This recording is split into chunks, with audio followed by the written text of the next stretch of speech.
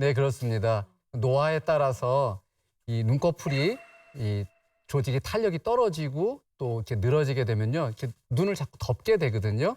그러면은 아무리 세게 눈을 크게 뜨려고 해도 잘 안 떠지니까 우리 뇌에서는 위험 신호로 받아들이고 이마를 찡그려서 우리가 이 바지가 자꾸 내려가게 되면은 멜빵을 매듯이 이마의 근육을 찡그려서 이 눈썹을 당기게 하고 맞아요. 눈꺼풀을 당기게 해서 시야를 좋게 만들어 주거든요. 네. 그래서 우리가 그런 것이 그러면은 언제 그럼 우리가 알 수가 있겠느냐?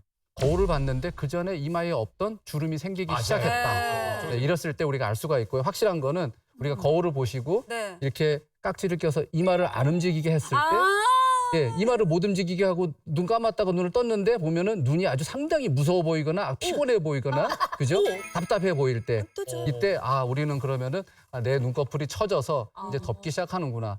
가장 대표적으로요. 이런 경우에 이제 어떤 분들은 눈꺼풀이 처진 거는 나이든 그 결과니까 어쩔 수가 없는데 네. 이마를 찡그리니까 이마에 주름이 보기 싫다 해서 그 병원에 와서 보톡스를 맞는 경우가 있거든요. 이 경우 보톡스를 맞으면은 이마 주름은 펴졌는데 한 3일 뒤에 이제 펴지면 와서 막 화를 내십니다. 원원장, 나 눈 덮여갖고 안 보여. 나 눈 퉁퉁 벗어. 이거 큰일 났어. 어떻게 할 거야?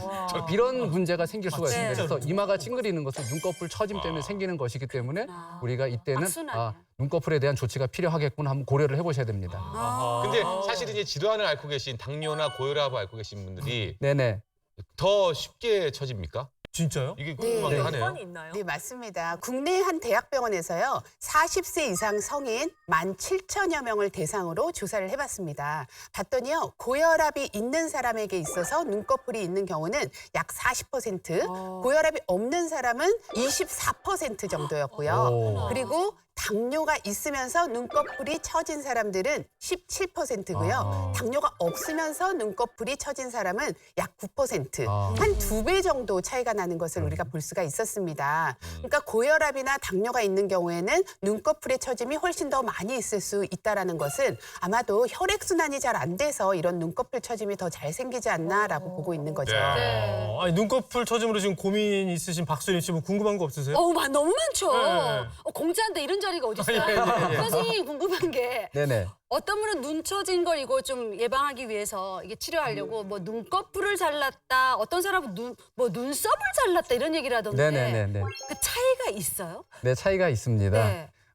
우선 쉽게 설명을 드리면요. 네. 우리가 이것을 교정할 때 어디를 줄여야 될까? 자, 우리가 눈꺼풀이 처졌을 때요. 세탁소에서 처졌을 때, 예, 세탁소에서 빌려왔는데, 자, 우리가 와이셔츠 그 옷가게 가서 와이셔츠를 샀는데 다른 건 다 몸에 잘 맞는데 네네. 이 길이만 이렇게 팔 길이만 길어서 나한테 안 맞아요. 그랬을 때 어딘가를 줄여야 되는데, 네. 자, 그러면 어깨 이쪽에서 우리가 줄일 것인가? 안 그러면은 끝단에서. 아래쪽에서 줄일 것인가? 맞아요. 예. 그래서 우리가 요 어깨 쪽에서 줄이는 것을 눈썹 및 거상술, 눈썹 및. 요 아래쪽에서 줄이는 것을 갖다가 우리가 눈꺼풀 성형술을 한다. 이렇게 얘기할 수가 있어요. 이렇게 눈꺼풀을 절개하게 되면은 쌍꺼풀이 생겼어. 예, 쌍꺼풀이 생길 수도 있고 그다음에 또 쌍꺼풀이 없는 분들도 만들어 주기도 하는데 중요한 것은 제일 그 쌍꺼풀 라인 아래에는 하복처럼 얇아요.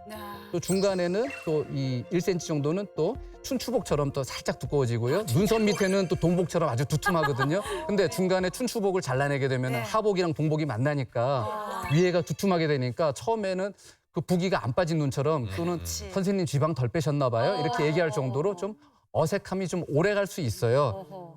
회복이 다소 느리다는 게 단점인데 장점은 이렇게 쌍꺼풀 안으로 그 절개의 선이 숨겨지니까 절개선이 안 보인다라는 장점이 있는데요. 그럼 눈썹 밑에서 우리가 절제를 하는 경우에는 자연스럽게. 눈썹 밑에서는 어쨌든 간에 원래 쌍꺼풀이 있던 분들은 살짝 들어 올리면은 쌍꺼풀이 보일 정도가 되고요. 예. 가장 두꺼운 피부를 잘라내서 그 밑에 있는 상대적으로 얇은 조직들을 들어 올리게 되니까 자연스러운 것이 있는 반면에 네. 눈썹 밑에 한동안 이렇게 실밥도 보이고 또 붉은 자국도 보이니까 이 흉터가 한동안 좀 보여서 고민될 수는 있는데 어쨌든 간에 모양적으로는 훨씬 더 빨리 회복이 되고 좀 자연스러울 수 있다는 것입니다.